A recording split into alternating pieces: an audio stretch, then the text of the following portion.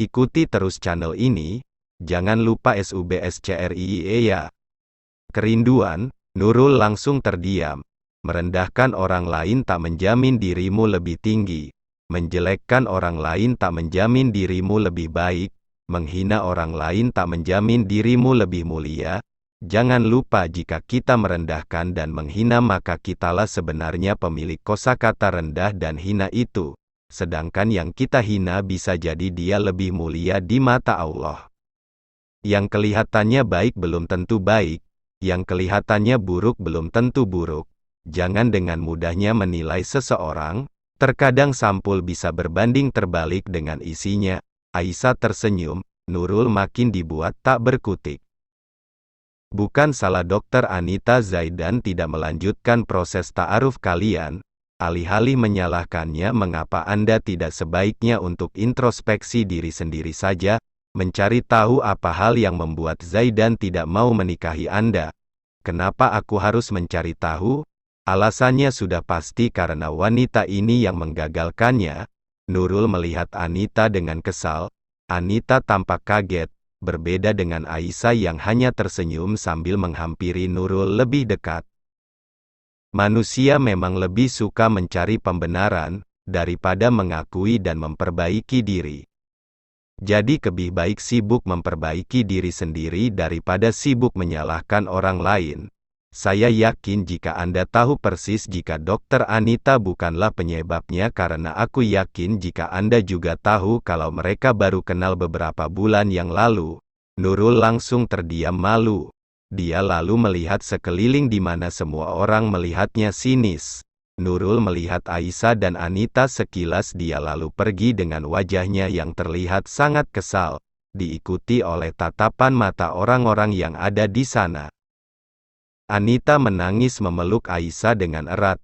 Maafkan aku, ucapnya berkali-kali. Apa yang harus aku maafkan? Memangnya kamu salah apa? Tanya Aisyah heran. Anita melepaskan pelukannya. Dia melihat Aisyah sambil menyeka air matanya. Nurul itu aku dulu, yang tidak rela melepas Alfian padamu. Kini aku merasakan apa yang kamu rasakan waktu itu. Dipermalukan di hadapan semua orang. Dihina dan direndahkan, maafkan aku. Aisyah tersenyum, orang yang baik bukanlah orang yang tidak pernah membuat kesalahan. Orang yang baik justru adalah orang yang pernah berbuat salah lalu memperbaikinya. Dan itulah dirimu sekarang. Perlakuanmu dulu padaku aku sudah melupakannya. Kalau tidak bagaimana kita bisa berteman baik seperti ini? Anita menyeka air matanya. Aku sangat beruntung bisa mengenalmu.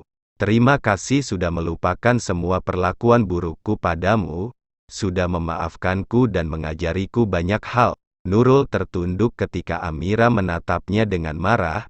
Aku mengatakan semuanya padamu agar kamu tak mengharapkan adikku lagi karena dia sudah menentukan pilihannya dengan mantap memilih Dokter Anita. Tapi kamu malah mendatangi Dokter Anita dan marah-marah padanya. Amira terlihat sangat kecewa. Nurul menitikkan air mata. Sikapmu ini semakin membuatku yakin jika keputusan adikku untuk tidak menikahimu itu sangat tepat. Nurul yang sangat sedih dengan ucapan Amira hanya semakin menundukkan kepalanya.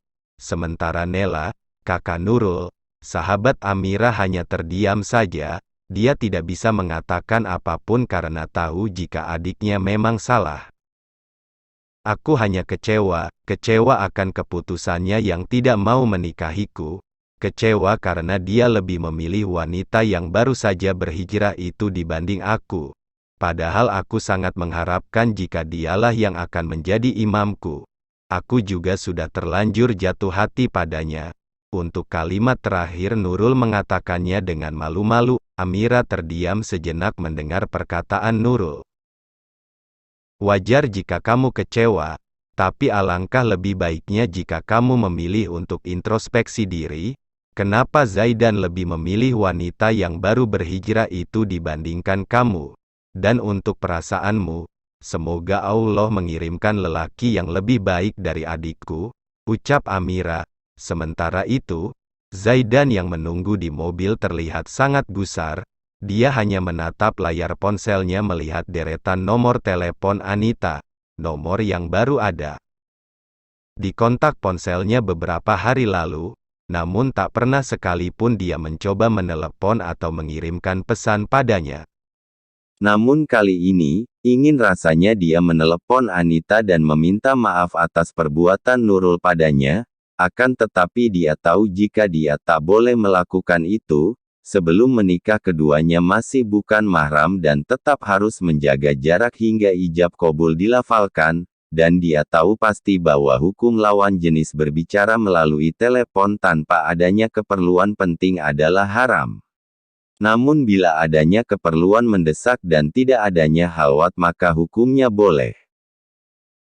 Zaidan lantas memilih untuk mengiriminya pesan saja. Dia lalu menulis pesan pertamanya untuk sang calon istri, "Kejadian tadi siang karena kesalahanku, maafkan aku. Aku mohon perluaslah lagi rasa sabarmu, latih terus ikhlasmu, lapangkan dadamu, berdoalah terus padanya. Yakinlah, semuanya akan baik-baik saja." Zaidan. Anita yang baru saja memeriksa pasien mengambil ponselnya karena ada pesan yang masuk.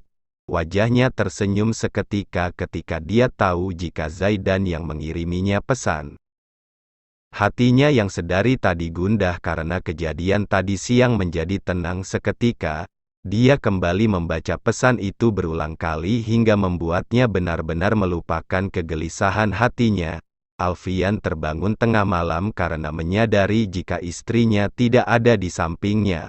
Dia lalu melihat sekeliling kamar namun tak menemukan Aisyah di sana. Dia lantas beranjak dari tidurnya.